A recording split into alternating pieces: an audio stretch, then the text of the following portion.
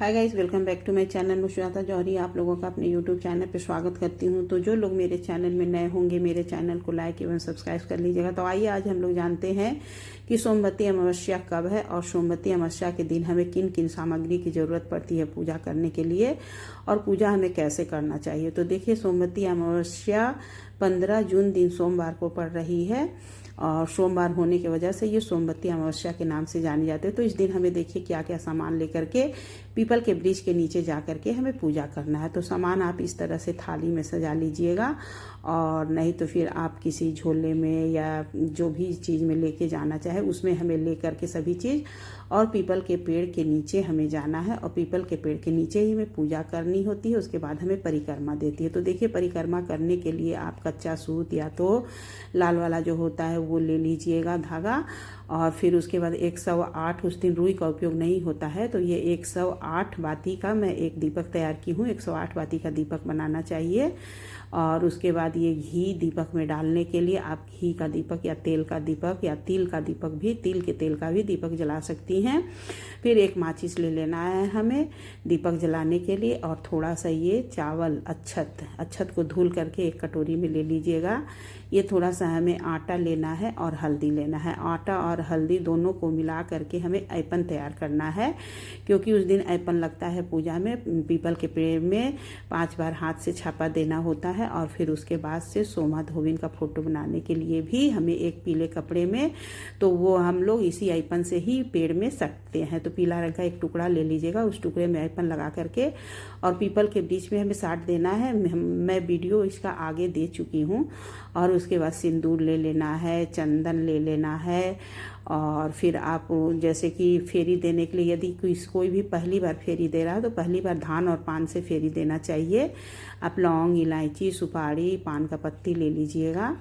और हवन करने के लिए थोड़ा सा आम की लकड़ी और कपूर हमें ले लेना है, कपूर आरती करने के लिए भी और हवन करने के लिए भी। और फिर फेरी देने के लिए आप चाहे अलग अलग तरह से फेरी दे सकती हैं। एक धूप बत्ती ले लेना है और प्रसाद चढ़ाने के लिए आप कोई भी फल मंगा लीजिएगा। फिर हमें फूल ले लेना है, फूल आपके पास जो भी उपलब्ध होगा आप वो फूल ले लीजिएगा। फेरी देने के लिए मैं देखिए किशमिश लेकर के जा रही हूँ। आप किशमिश से, तल मखाना से, कच्चा चना से, सूखा चना से, या फिर 11 माचिस से, रील से 108 देना चाहे तो 108 दीजिए, और नहीं तो कम से कम 51 या 11 हमें ज़रूर से ज़रूर देना चाहिए। तो मैं ये किशमिश लेकर के इस बार फेरी देने के लिए जा रही हूँ। तो इस तरह से हमें ये सब सामग्री ले लेना है। और हमें जो है श्रृंगार की सामग्री ज़रूर से ले जानी है। श्रृंगार सामग्री में आप जैसे कि चूड़ी, बिंदी, सिंदूर और या तो एक गमछा या फिर ब्लाउज का पीस ले लीजिएगा, और ये सब चीज़ हमें तैयार कर लेनी है। तो जो है कि पीला कलर का देखिए मैं एक ब्लाउज का पीस ले ली हूँ, और एक डब्बे में एक डब्बा चूड़ी, बिंदी, सिंदूर, नेल पॉलिश, लिपस्टिक और फिर मेहंदी, आप जो भी सामग्री श्रृंगार का ले सकती हैं वो श्रृंगार की सामग्री ले लीजिएगा। और श्रृंगार की सामग्री चढ़ाने के बाद हमें किसी ब्राह्मण को दान कर देना है, या तो फिर आपके घर में आपकी सासू माँ, ननद या जेठानी है तो आप उन्हें भी दे सकती हैं प्रणाम करके, पूजा करके आने के बाद से। और उसके बाद ये सब सामग्री ले करके हमें पीपल के पेड़ के नीचे जाना है। आप एक बोतल में भी थोड़ा सा जल ले लीजिएगा, क्योंकि एक लोटे जल में काम नहीं चलेगा, इसलिए एक बाल्टी में या तो बोतल में और भी जल हमें एक्स्ट्रा ले करके जाना है। तो इस तरह से हमारी पूरी तैयारी हो गई। और सोमवार के दिन हमें सुबह सवेरे सूर्य निकलने से पहले भोर में ही हमें पीपल पेड़ की परिक्रमा कर लेनी चाहिए। तो इस तरह से सारी सामग्री लेकर के पीपल के पेड़ के नीचे जाना है। फिर हमें वहाँ पे एक कपड़े को ऐपन लगाकर पेड़ में लगा देना है। उसके बाद उस पर सिंदूर से हमें सोमा देवी की फ़ोटो बना देनी है। सोमा देवी लाल सिंदूर, पीला सिंदूर से आप बना दीजिए। उसके बाद हमें सोमा धोबिन की और फिर पीपल के वृक्ष की पूजा करनी है।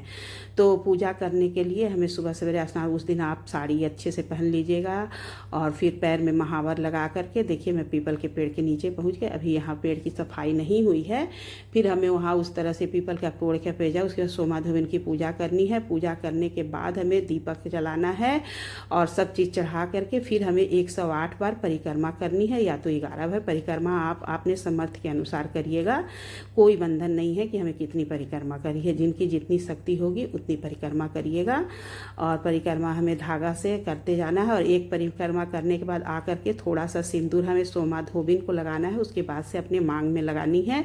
तो जितनी परिक्रमा आप करिएगा, आने के बाद से सोमा धोबिन को सिंदूर लगा के फिर अपने मांग में लगाए। सोमा धोबिन से सिंगार मांगा, से सुहाग मांगा जाता है।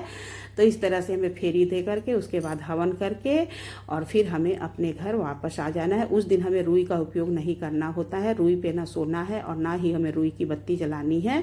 तो इस तरह से हमें सोमवती अमावस्या की पूजा करनी चाहिए दोस्तों। तो आप लोगों को मेरा वीडियो कैसा लगा? यदि आप लोगों को मेरा वीडियो जरा सा भी अच्छा लगा होगा तो मेरे वीडियो को लाइक, कमेंट एवं शेयर कर दीजिएगा।